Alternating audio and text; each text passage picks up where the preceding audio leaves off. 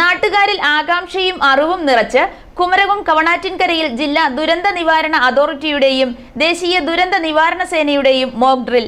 വെള്ളപ്പൊക്ക പ്രളയ സാഹചര്യങ്ങളിൽ ഒറ്റപ്പെട്ടു പോകുന്നവരെയും വെള്ളത്തിൽ വീണു പോകുന്നവരെയും രക്ഷപ്പെടുത്താനും ഉചിതമായ ചികിത്സ ലഭ്യമാക്കാനും സുരക്ഷിത കേന്ദ്രങ്ങളിലേക്ക് മാറ്റാനും ജില്ലാ ദുരന്ത നിവാരണ അതോറിറ്റിയും വകുപ്പുകളും ദേശീയ ദുരന്ത നിവാരണ സേനയും നടത്തുന്ന ദ്രുത നടപടികളാണ് മോക്ക് ഡ്രില്ലിലൂടെ നാട്ടുകാരെ പരിചയപ്പെടുത്തിയത്.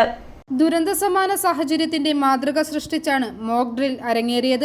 വെള്ളപ്പൊക്കത്തിൽ കുമരകം കവണാറ്റിൻകര പാലത്തിന് സമീപം ഐമനം പഞ്ചായത്തിലെ 30 പേർ ഒറ്റപ്പെട്ടു പോയെന്ന വിവരം രാവിലെ 10-ന് കോട്ടയം തഹസിൽദാരായ SN അനിൽകുമാറിന് ലഭിക്കുന്നതോടെയാണ് മോക്ക് ഡ്രിൽ ആരംഭിച്ചത്. വിവരം തഹസിൽദാർ കളക്ടറേറ്റിലെ ജില്ലാ എമർജൻസി ഓപ്പറേഷൻ സെന്ററിനെ അറിയിക്കുന്നു. തുടർന്ന് ജില്ലാ ദുരന്ത നിവാരണ അതോറിറ്റി ചെയർമാനായ ജില്ലാ കളക്ടർ ജോൺ വി സാമുവലിന്റെ നേതൃത്വത്തിൽ ദുരന്ത നിവാരണ അതോറിറ്റി രക്ഷാപ്രവർത്തനത്തിന് നടപടികൾ സ്വീകരിക്കുന്നതിന് പോലീസ്, അഗ്നിരക്ഷാ സേന അടക്കമുള്ള വിവിധ വകുപ്പുകൾക്ക് നിർദ്ദേശം നൽകുന്നു. പോലീസും അഗ്നിരക്ഷാസേനയും മോട്ടോർ വാഹന, റവന്യൂ, ആരോഗ്യം, തദ്ദേശ സ്വയംഭരണ വകുപ്പുകളും ജനപ്രതിനിധികളുമടക്കം സംഭവ സ്ഥലത്തെത്തുന്നു. പ്രതികൂല കാലാവസ്ഥ മൂലം രക്ഷാപ്രവർത്തനം ദുഷ്കരമായതിനാൽ കൂടുതൽ സേനയുടെ സേവനം ആവശ്യമാണെന്ന വിവരം രാവിലെ 10:35-ന് ഇൻസിഡന്റ് കമാൻഡറായ തഹസിൽദാർ ജില്ലാ ദുരന്ത നിവാരണ അതോറിറ്റിയെ അറിയിക്കുന്നു. ദേശീയ ദുരന്ത നിവാരണ സേനയുടെ സേവനം ജില്ലാ കളക്ടർ ആവശ്യപ്പെടുന്നു.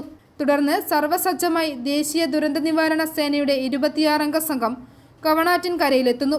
റബ്ബർ ഡിങ്കി ബോട്ടുകളും രക്ഷാ ഉപകരണങ്ങളുമായി ദേശീയ ദുരന്ത നിവാരണ സേന വെള്ളപ്പൊക്കത്തിൽ കുടുങ്ങിയവരെ രക്ഷിച്ച് കരയിലെത്തിക്കുന്നു.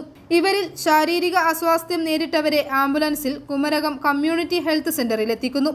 ചികിത്സ നൽകുന്നു. മറ്റുള്ളവരെ സുരക്ഷിതമായി കവണാറ്റിൻകര ABM ഗവൺമെന്റ് UP സ്കൂളിലെ ക്യാമ്പിലേക്ക് മാറ്റുന്നു.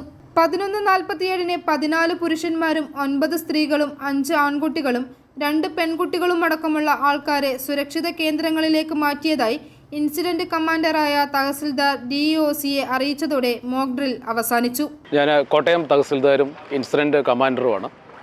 നമുക്കിന്ന് ഇവിടെ ദേശീയ ദുരന്ത പ്രതികരണ സേന നടത്തിയ ഈ മോക്ക് ഡ്രിൽ വളരെ വിജയകരമായിരുന്നു. നമുക്കൊരു ഇൻസിഡൻ്റ് ഉണ്ടാകുമ്പോൾ നമ്മൾ ലോക്കലായിട്ട് ഉള്ള ഫയർഫോഴ്സ്, പോലീസ് എന്നിവരെല്ലാമാണ് ആദ്യം ആക്ട് ചെയ്യുന്നത്. യഥാർത്ഥത്തിൽ നമുക്ക് ചെയ്യുവാൻ സാധിക്കാത്ത ഒരവസ്ഥയിലേക്ക് വരുമ്പോഴാണ് ദേശീയ പ്രതികരണ സേന ഉൾപ്പെടെയുള്ളവരെ നമ്മൾ ഈ സ്പോട്ടിലേക്ക് നമ്മൾ ഇൻവൈറ്റ് ചെയ്യുന്നത്.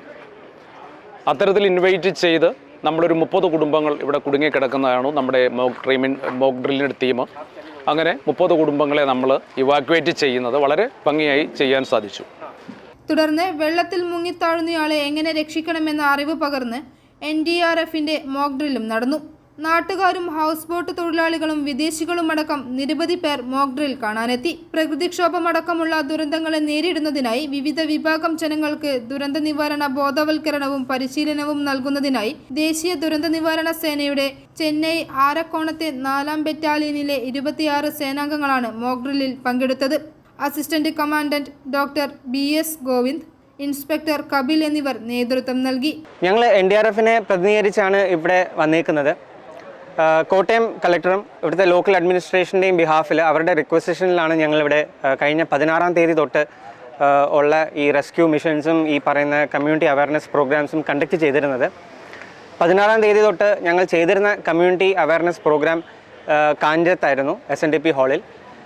അതല്ലാതെ പൂഞ്ഞാർ എഞ്ചിനീയറിംഗ് കോളേജിലും അവിടുത്തെ വിദ്യാർത്ഥികളെ ഞങ്ങൾ ഒരു ഡിസാസ്റ്റർ വന്നു കഴിഞ്ഞാൽ ഞങ്ങൾ അവരെ എങ്ങനെയാണ് പ്രിപ്പയർഡ് ആകേണ്ടത് എന്നൊരു ക്ലാസ് എടുക്കുകയുണ്ടായി.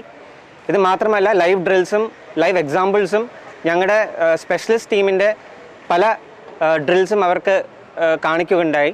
വിവിധ വകുപ്പുകളും ആപ്തമിത്ര സേനയും മോക്ക് ഡ്രില്ലിന്റെ ഭാഗമായി ഹൗസ് ബോട്ട്, മറ്റിതര ബോട്ടുടമകൾക്കും തൊഴിലാളികൾക്കുമായി പരിശീലന ബോധവൽക്കരണ പരിപാടിയും കവണാറ്റിൻകര ടൂറിസം വകുപ്പ് ഡെപ്യൂട്ടി ഡയറക്ടർ ഓഫീസിൽ സംഘടിപ്പിച്ചു. i4 news, Ettumanoor.